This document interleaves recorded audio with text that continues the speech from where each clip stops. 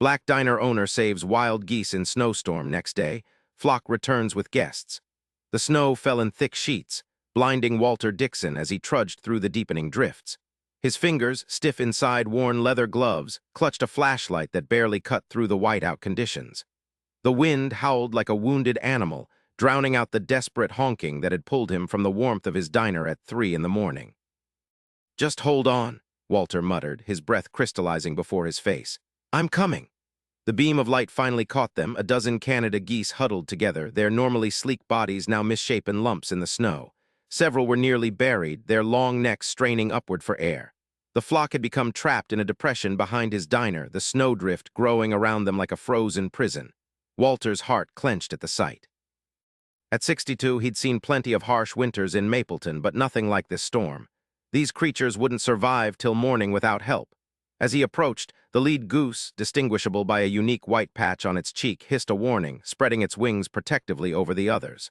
I know," Walter said softly, setting down his emergency kit. "You've got no reason to trust me, but neither of us has much choice tonight." What Walter couldn't know as he knelt in the snow was that by sunrise, his simple act of compassion would ignite a chain of events that would change Mapleton forever, and force him to confront the town's prejudices as well as his own lonely existence. The geese were about to teach him that sometimes family arrives in the most unexpected forms. She called when she spotted him. "Did you see? They're all over social media already." "What's happening?" Walter asked, bewildered. "Where did all these people come from? And these geese?" An older woman he didn't recognize approached, her face alight with wonder. "Mr. Dixon, I'm Ellen Simmons. I live about 5 miles from here. My granddaughter saw a post about the geese this morning, how you saved them in the storm. We had to come see for ourselves." "Post? What post?" Cassie handed him her phone. On the screen was a video clearly taken at dawn, showing Walter recognizable in his blue coat, tending to the geese. The caption read, "Local diner owner spends the night saving geese in blizzard. By morning, the original flock had returned with friends. Mapleton Angel Kindness Matters." The video had thousands of shares already. "I don't understand," Walter said. "Who took this?" "That would be me," came a familiar voice. Frank Winters stepped forward, looking slightly sheepish. "I was checking on my property after the storm, saw you out here with the birds, thought people should know there are still good men in this world." Walter was speechless. The idea of being watched, recorded, shared online, it made him deeply uncomfortable. He'd never sought attention, had built his life around quiet dignity and hard work, not viral moments of fame. But before he could respond, a soft honk drew everyone's attention. The lead goose, the one with the white cheek patch, approached Walter with a stately waddle, stopping just a few feet away. It regarded him with that same intelligent gaze, then deliberately bowed its head. A collective awe rose from the onlookers. "I think he's thanking you," Cassie said, her voice filled with wonder. Walter felt something shift inside him, a warming in a place that had been cold for a very long time. Looking at the gathered geese, at the people who had come to witness this strange communion, he saw something he hadn't expected: community. "Well," he said finally, finding his voice, "since you're all here, Dixon's Home Cooking will be opening for breakfast in 30 minutes. First cup of coffee's on the house." A cheer went up from the crowd. As Walter turned to head back inside and prepare for an unexpectedly busy day, he noticed the lead goose watching him. For a moment, man and bird regarded each other with what felt like mutual respect. Neither could know that this was just the beginning, that the simple act of compassion in a snowstorm was about to cascade into something much larger than either could imagine. If you're enjoying this incredible story of unexpected connection and community, please subscribe to our channel and leave a comment letting us know where you're watching from. Now, let's see what happens next at Dixon's Home Cooking. The breakfast rush at Dixon's was unlike anything Walter had experienced in years. By 9 o'clock, every seat was filled, with a line stretching out the door. Cassie had called in her roommate Jade to help serve, and Walter's grill sizzled constantly with eggs, bacon, and his famous cornmeal pancakes. Through the service window, he watched in amazement as strangers sat elbow to elbow, united by the story of the geese and their mysterious return. Phones were passed around showing the video, which had apparently reached local news stations.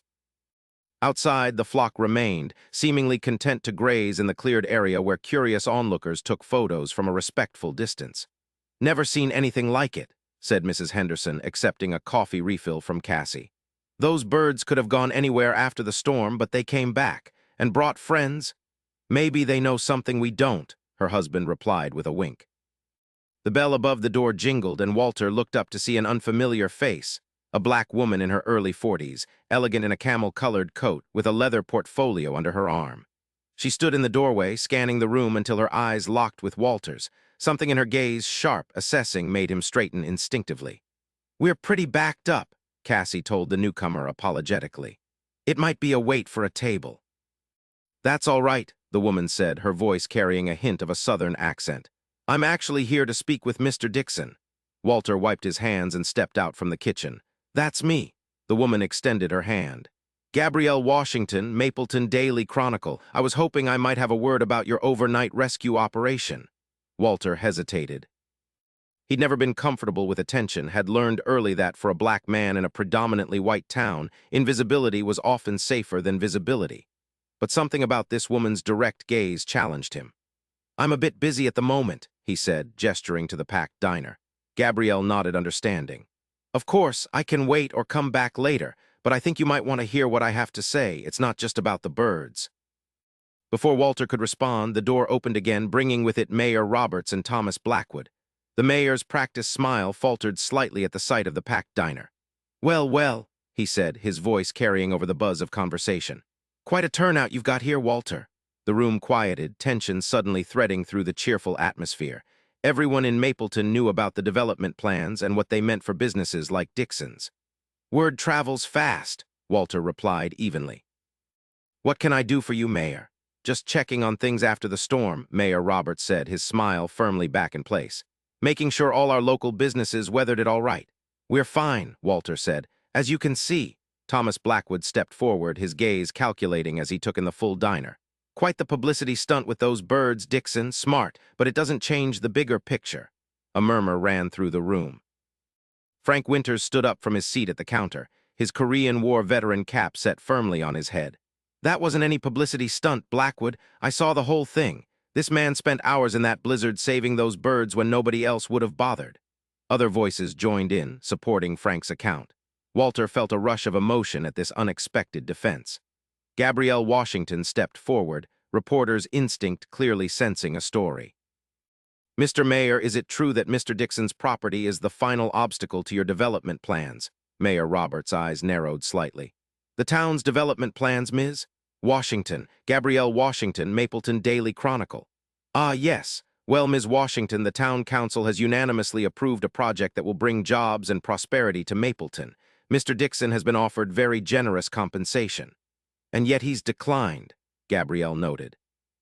"I wonder why a business owner would turn down generous compensation unless what he already had was worth more." The mayor's smile became strained. "These are complex matters that don't make for simple headlines, Ms. Washington. Now, if you'll excuse us, we have storm damage to assess elsewhere." As they turned to leave, Blackwood paused by Walter's side and spoke quietly. "Enjoy your moment of fame, Dixon. It won't last. Neither will your diner." The door closed behind them with a final-sounding click. Gabrielle turned to Walter, her eyes alight with professional interest. "Now I'm definitely intrigued. What do you say to that interview, Mr. Dixon?" Walter looked around at his crowded diner, at Frank and the Hendersons, at Cassie rushing between tables, at the strangers who had come because of a simple act of kindness, and made a decision. "Come back at closing," he told Gabrielle. "We'll talk then." As the day progressed, the crowds continued. By mid-afternoon, Walter had run out of several menu items and had to send Jade to the store for emergency supplies. The geese remained, becoming an attraction in their own right. Children especially were drawn to them, standing at the edge of the parking lot to watch their graceful movements. Walter observed it all with a mixture of wonder and wariness. 30 years in Mapleton had taught him that attention, especially for someone who looked like him, wasn't always a good thing.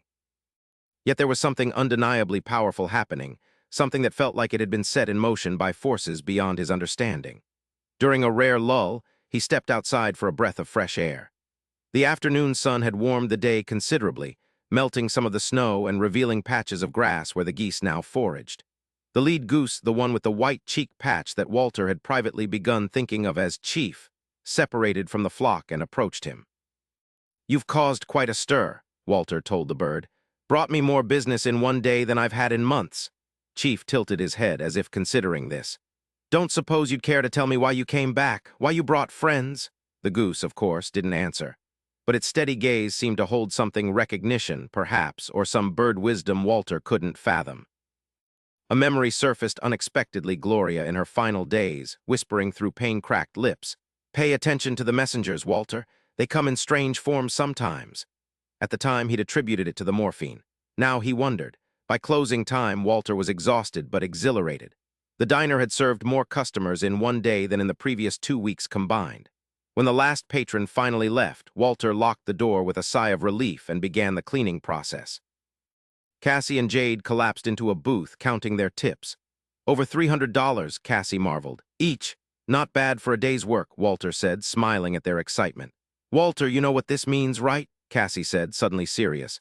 "People care about this place, about what happens to it." Before he could respond, there was a knock at the door. Gabrielle Washington stood outside, portfolio in hand, exactly as promised. Walter let her in, then turned to Cassie and Jade. "You two head on home. You've earned your rest." Once they were gone, Walter brewed fresh coffee and sat across from Gabrielle in a booth by the window. Outside, the geese had settled for the night, dark shapes against the snow. "So," Walter said, "what's this about if not the birds?" Gabrielle opened her portfolio and removed several documents. "The development project. I've been investigating it for months. There are irregularities." "What kind of irregularities?" "Financial entanglements between Mayor Roberts and Blackwood Developments, rushed environmental impact studies, pressure tactics on property owners." She spread the papers before him, and a very interesting pattern of which businesses were offered buyouts first and which were left for last. Walter studied the documents, his coffee cooling, forgot. "You're saying they targeted minority-owned businesses first?"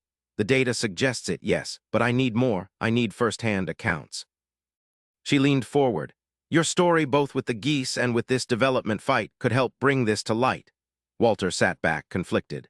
He'd spent his life avoiding conflict, keeping his head down, building his business through quiet persistence rather than confrontation. Going public like this, especially against powerful men like Mayor Roberts and Blackwood, carried real risks.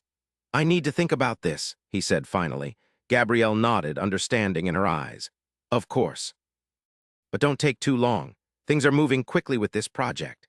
After she left, Walter sat alone in his diner, the only light coming from the small lamp above the booth. Outside, one of the geese chief he thought stood sentinel, its silhouette visible against the moonlit snow. Walter thought about choices, the small ones that led to larger ones, the moments when standing still meant moving backward. He thought about Gloria, about Michelle, about 30 years of building something that mattered. And he thought about the geese who had returned when they could have flown anywhere else.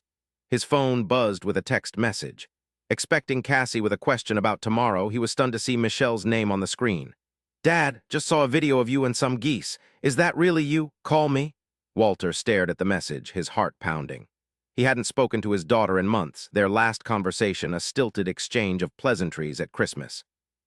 And now this, a bridge appearing where he thought only distance remained. With trembling fingers, he dialed her number. "Dad." Michelle's voice sounded different, worried, but also something else, proud. "Are you okay? That storm looked terrible." "I'm fine," he said, his voice gruff with emotion. "Just some birds that needed help. The video's everywhere. People are calling you the bird whisperer." She laughed, a sound he realized he'd missed desperately. "My coworkers couldn't believe it when I told them that was my dad." "It wasn't a big deal," Walter said automatically, then stopped himself. "Actually, it was something important, though I'm not sure I can explain why."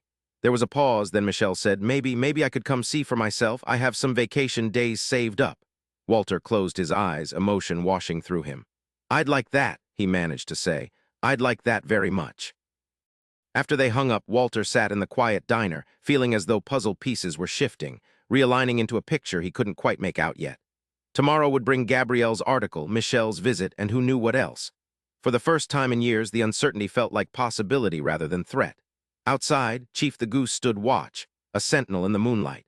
Walter raised his coffee cup in a silent toast to his unlikely messenger, then began preparing for whatever would come next. If you're touched by Walter's journey and the unexpected connections forming in his life, we'd love to hear your thoughts. Please take a moment to subscribe to our channel and leave a comment sharing what part of the story resonates most with you. Now, let's see what happens when Gabrielle's article hits the Mapleton Daily Chronicle. The headline of the Mapleton Daily Chronicle read, "Local hero faces development pressure. Bird Savior's diner last holdout against controversial project." Walter stared at the newspaper spread across his counter, Gabrielle's article accompanied by Frank's photo of him with the geese. The story detailed not only his late-night rescue, but also the questionable practices behind the development project, the rushed approvals, the targeting of minority-owned businesses, the cozy relationships between town officials and Blackwood developments. "You're famous, Walter," Frank said, tapping the paper with gnarled fingers. "How's it feel?"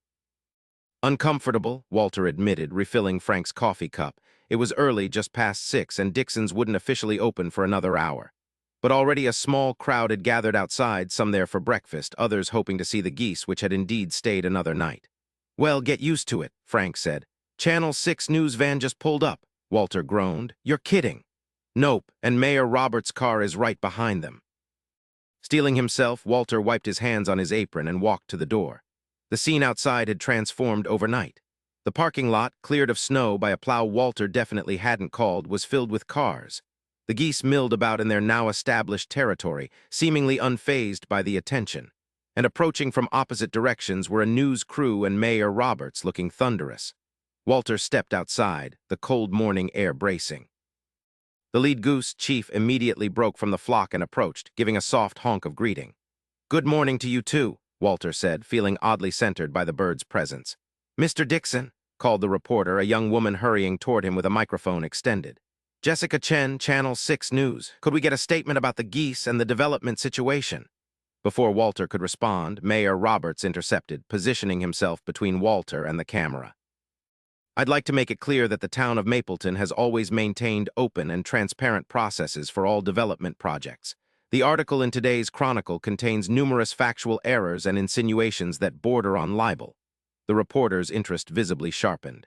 "Mayor Roberts, can you specifically address the allegation that minority-owned businesses were targeted first for acquisition?"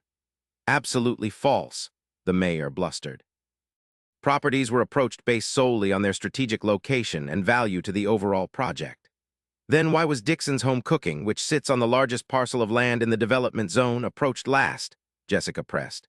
As the mayor fumbled for a response, Chief the Goose suddenly stretched his long neck and honked loudly, a sound so perfectly timed it seemed almost deliberate. Several people laughed, and even Jessica struggled to maintain her professional composure. "Perhaps the wildlife has an opinion too," she quipped. The mayor's face reddened. "This is ridiculous. Mr. Dixon has orchestrated this entire circus to inflate his property value and obstruct progress in our community." Walter, who had been content to let the mayor dig his own hole, finally spoke. "I didn't orchestrate anything, Mayor. I just helped some geese in a storm. They chose to come back. They chose to bring others. Make of that what you will." "Chose?" Mayor Roberts scoffed. "They're birds, Dixon. They don't make choices. They certainly don't understand property disputes." As if in direct contradiction, Chief the Goose stepped deliberately between Walter and the mayor, wings slightly extended, neck straight, a posture of unmistakable protection. The news camera swiveled to capture the moment. "Well," Jessica said, clearly delighted by this unexpected development, "it seems at least one of them has an opinion on the matter." By mid-morning, the Goose standoff video had gone viral, adding fuel to the already blazing story. Dixon's was packed again, with customers waiting up to an hour for a table. Walter had called in reinforcements. Mrs. Henderson and 2 of her friends had volunteered to help serve, and even Frank had donned an apron to bus tables. Around 11, Walter was expediting orders when Cassie burst through the door, waving her phone excitedly. "Walter." "The town council just called an emergency meeting for this afternoon. They're going to discuss the development project publicly." A cheer went up from the packed diner. Walter felt a complex mix of emotions, hope, wariness, and a strange sense of inevitability, as if events were now flowing with a current all their own. "That's not all," Cassie continued, her eyes bright. "There's a group organizing a protest outside Town Hall. They're calling it Stand with the Geese, Stand with Dixon's." Walter shook his head in amazement. "All this because of some birds?" "No," came a voice from the doorway. "All this because of you?" Walter looked up to see Gabrielle Washington entering, followed by a young woman whose face he would know anywhere despite the years that had added maturity to her features. "Michelle," he whispered, heart suddenly pounding. His daughter stood awkwardly just inside the door, suitcase still in hand, eyes taking in the crowded diner before settling on him. "Hi, Dad." Walter moved as if in a dream, weaving between tables until he stood before her. She was taller than he remembered, or maybe he had shrunk a bit with age. Her hair was different, shorter, styled with confidence, but her eyes were Gloria's eyes, warm and direct. "You said you were coming next week," he managed. Michelle smiled tentatively. I caught an earlier flight when I saw this morning's news, thought you might need some backup. The urge to embrace her was overwhelming, but 30 years of practiced restraint held him back. They had never been demonstrative, especially after Gloria died. But then Michelle stepped forward and wrapped her arms around him, and just like that, the dam broke. Walter held his daughter tightly, aware of the curious gazes of customers, but for once not caring who saw his emotions. "I missed you, Dad," Michelle whispered. "I missed you too, baby girl," he replied, his voice rough. When they separated, both wiping away tears, applause broke out in the diner. Walter felt exposed but also strangely liberated, as if a weight he'd carried for years had suddenly lifted. Gabrielle, who had tactfully stepped aside during the reunion, now approached. "Mr. Dixon, the town council meeting is at 2. Will you be attending?" Walter looked around at his packed diner, at the geese visible through the window, at his daughter's expectant face, and made a decision. "Yes," he said firmly. "We'll be there." As word spread about the emergency council meeting, Dixon's customers began organizing. Frank volunteered his truck to transport anyone who needed a ride. Cassie created a hastily made banner reading, "Save Dixons," using tablecloths and markers. By 1:30, a caravan was forming in the parking lot.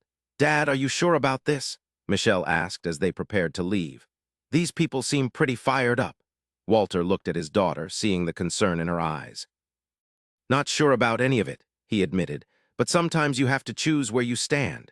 They arrived at Town Hall to find the parking lot already full and a crowd gathered outside. Many held homemade signs with slogans like "Honk if you support Dixons" and "Birds before Blackwood."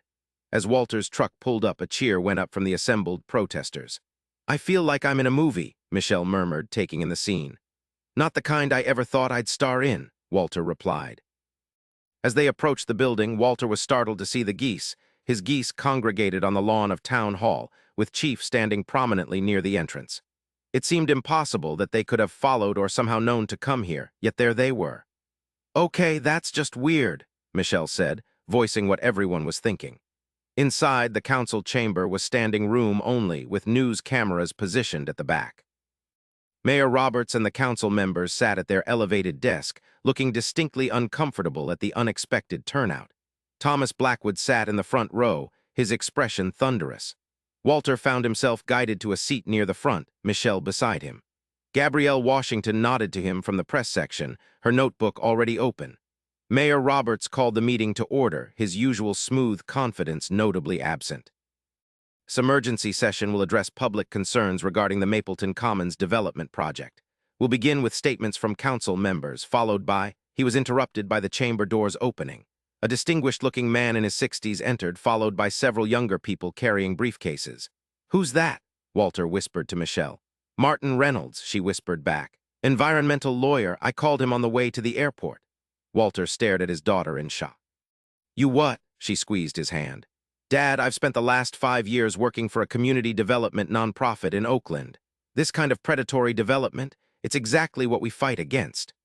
Before Walter could process this revelation, Martin Reynolds approached the council desk. "Mr. Mayor, members of the council, I'm Martin Reynolds, representing the newly formed Mapleton Environmental Coalition. We have evidence that the environmental impact study for the Mapleton Commons project was fundamentally flawed and potentially fraudulent." A murmur ran through the room. Mayor Roberts leaned forward, his knuckles white on the desk. "This is highly irregular, Mr. Reynolds. We have a process for public comment." "Yes, I'm familiar with your processes," Reynolds cut in smoothly.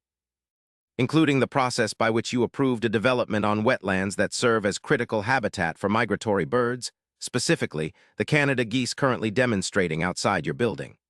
The chamber erupted in conversation. Blackwood jumped to his feet, gesturing angrily, but his words were lost in the commotion. When order was finally restored, Reynolds continued, "We've filed for an emergency injunction in federal court.